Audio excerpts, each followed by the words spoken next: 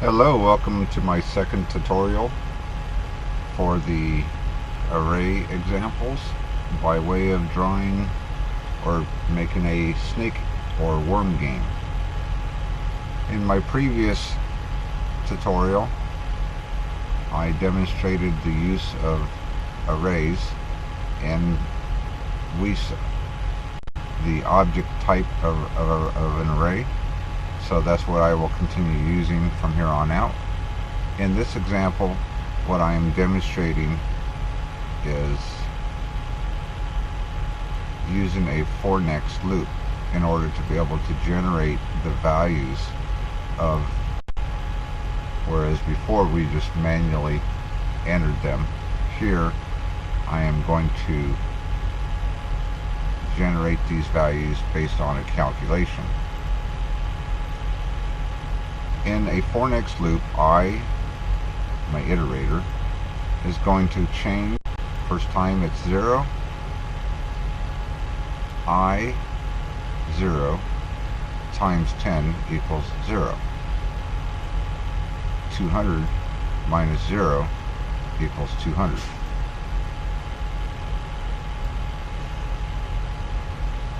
P sub 0, the heads of the snake, is going to equal 200. When I equals 0, x is set to 200. When I equals 1, x is going to equal 190. Let's see how that works. 1 times 10 is 10. 200 minus 10 equals 190. When I equals 2, x is going to equal 180. Let's watch that. 2 times minus 20 equals 180. And this continues as it goes from 0 to 4. And here I just always keep the snake's body, head and body and tail on the y-axis at 200. And of course, like I just run this program, and that's what you get. In my second example, or seventh example actually, instead of drawing all of the circles, instead of after I generate the values initially, I simply draw it as I generate the values of the head, body, and tail. I simply draw it. No need to have separate circle commands. In my example 8 here, I slowly, very slowly, for demonstration purposes, I move the snake to the right. In order to be able to do things continuously, I use a do loop. Do loop. Now the first thing that I do is in order to move the space, the tail. See how I'm drawing the P4? That would be the tail's position. I draw it in the color 0 as I erase the tail. Next, I shift the tail and the body parts up 1 so that all of their x and y values are shifted to the previous. And then I move the head. I move the head to the right. P0 is the head. I simply move it to the right by changing this x value to that of an additional 10 units. And then of course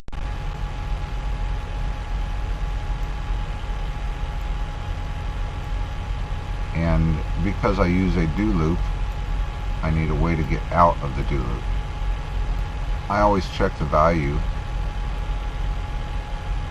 to see if it runs into the wall. If you press any key, it's going to exit this do as well. Let's demonstrate how this program works. Before I run the program, I want to tell you that I'm doing some stuff inside this for next loop right here, and I will describe that in a second. I just want to, for now, I want to demonstrate moving the snake to the right for demonstration purposes. So here I'm going to run the program.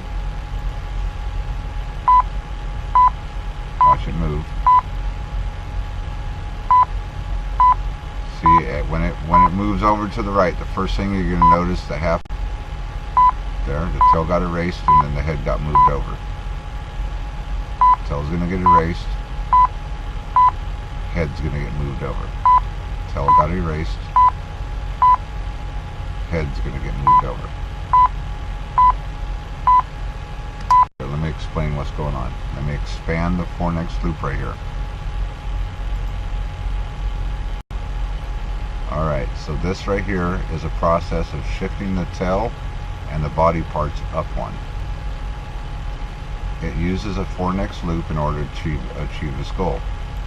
For I is in the first time it goes through this for next loop, I is going to equal 4. So P4, which is the tail, is going to equal P4 minus 1, which is 3, right? So P4 equals P3. The X value is what P4, the tail, is going to equal.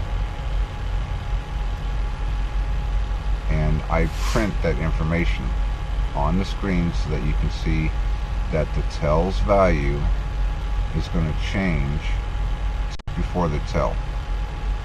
So let me run the program real quick and I'll show you. Watch these numbers at the top.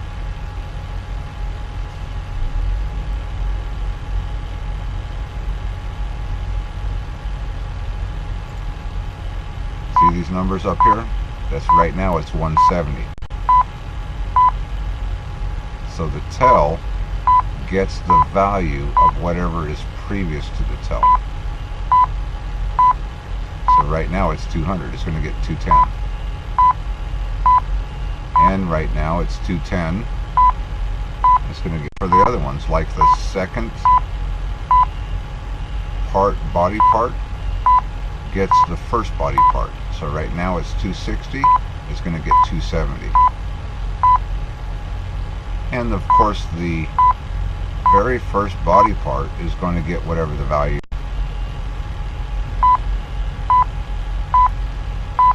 So I make it beep so that it helps you kind of see how things get shifted around. Now, the general idea of moving the snake is to then shift everything up and then move the head and redraw the head. So that's the simple concept of making the snake move. And this just, I removed all of the beeps and the printing. Let me let you watch how it works. See, no beeping, no printing. This is the very same code as what was before, with just without the beeping and the printing of the values. I add the idea of using the arrow keys to change the snake's direction. So when I press the H, or when I press the up arrow up, when I press the down arrow key, the snake's direction is going to equal down. I'll demonstrate how I do this. I'll run this program. I'll press the up arrow key, the left arrow key, the down arrow key, the right arrow. You'll notice also that the snake was a little bit longer than just 5 circles. So I added some variables called snake length. And when I dimension my snake, instead of having the number 4 in there, I now have a variable snake length. And if I wanted to make my snake length longer or shorter, I can just adjust the value right there. And of course I added another variable called snake direction. Initially I set to the right. Of course right here, you know, this is where I initially set up and draw the snake. And then of course here is my do loop where I erase the snake, adjust all of the values up one, and here is where I check. I move the snake head by checking the snake's direction. If the snake's direction equals up, then it's going to equal to the right, which it is when I first start this program. The snake's direction is equal to the right. So let's see what I have in there for the right. Just like before, all I do to increment up 10. Of course, if it's going to go to the left, the snake's head is going to decrement, go down 10. And of course, if it's going to go up, the snake's head Y value is going to go up. If you press down, if the snake's direct Y value is going to decrease. And also, I think, what else did I do? I didn't do anything different in this example other than make the snake long. Made it possible for the arrow keys to function. In example 11, I prevent opposite direction change. Check it out. If the snake, real quick, if the snake is going to the right, I cannot press. Let me loop it around. The snake is going to the right. If I press the left arrow key, nothing happens. Nothing happens when I press the left arrow key. So the snake is going to the right, left arrow key.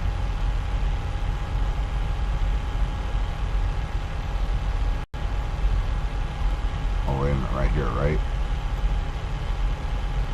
The left arrow key.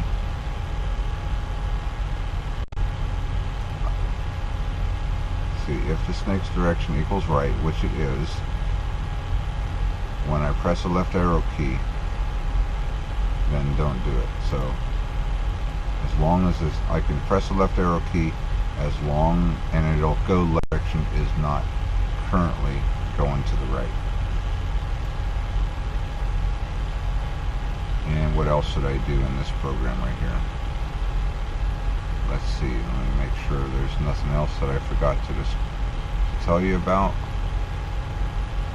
I think I kind of described everything else so far. Oh, right here. Check if the snake head runs into his body. That's what that does right there. As integer equals 1 to the snake length.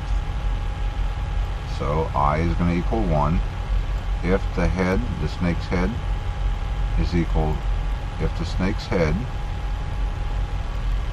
is equal to the first body part, the X, first body part X, and the snake's head, Y, is equal to the first body part, Y, then exit do. Let me demonstrate. I can make it turn really tight. Oh, I didn't get it, sorry. There you go. It ran into itself. That is what this code does right here. Check if the snake head its body. If it does, exit do, game over. Just like if it runs into a wall, game over. Alright. I'm doing a lot more in this one right here. This is my last tutorial, or last. Here's some things that I do new is I add snake food, and I also do not specify when I create for the snake. I do not indicate how many. So first let's talk about snake food. I'm going to create 4 pieces of snake food. 0, 1, 2, and 3. I create, and here I assign the very first point, which starts at 0. So snake food piece 0, its x is going to equal a random number, and same thing for the y. This random position is going to have a value of either 10, 20, 30, 40, all the way up to 390. So it's got a range. It's never going to be 11, 20, 30, blah blah blah, all the way up to 380, 390. It will never be 400 or 0.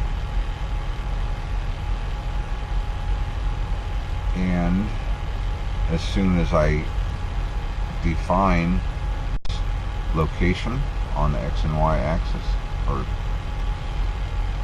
coordinate, then I immediately draw the snake food. And I don't draw it. I'm not using any fancy graphics in this program. It's just simple circles, right? Circles for that represent, and a circle for the food. But I draw the food in color 14, and I fill it so that it's solid. Now, what else do I? Oh yeah, back up here. I specify how many, because the idea, how many. I do say what the snake length is equal to, but I don't initially set the snake. When I declare the variable, when I dimension the variable p, I don't set its length, and then a few lines later you got to redimension with that value, because when the snake eats food, the snake length is going to grow. The snake eats the food. You have to redimension it. You use redimension preserve. I'll show you that in a second. So here I drew the snake food and the snake, and then here is my do loop, just like before. Erase it, iterate all of the, push all of the components up. The tail becomes the one before the tail, the head location, and I move the snake head. I don't think I do anything different in there. Yeah, I'm doing the same thing that I did before. I just got done describing that in example 11. And of course I check to see if it collides with itself. And here is where I check to see if the snake head, or eat the snake food. And if it does, then I do all of this stuff right here. What does that stuff include?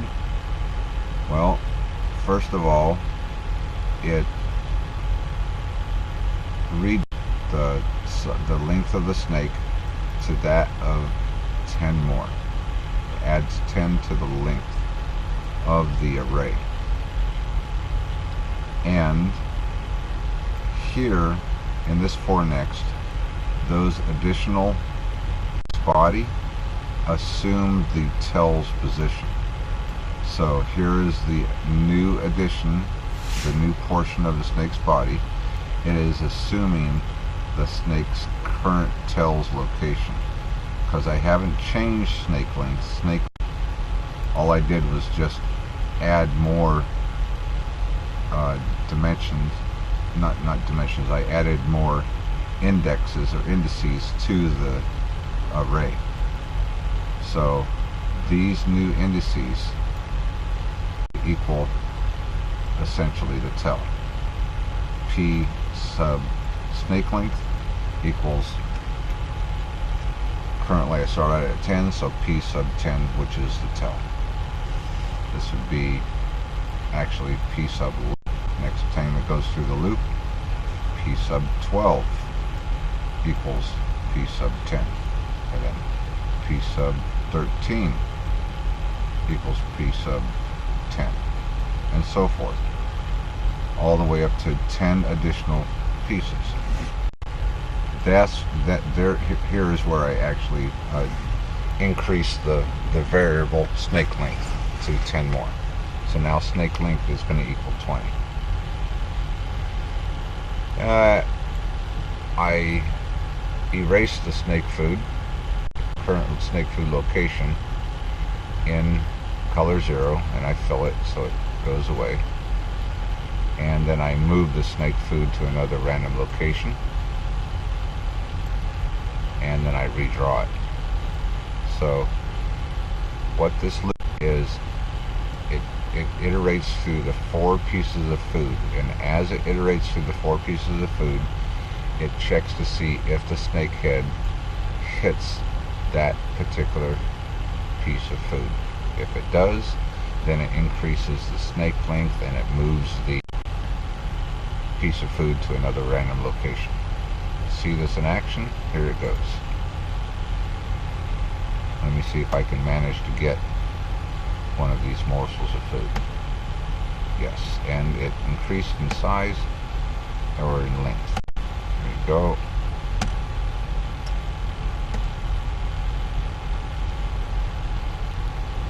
So the idea of this game is to eat the food, right? Without running into your food. You can tell that my snake body is getting longer.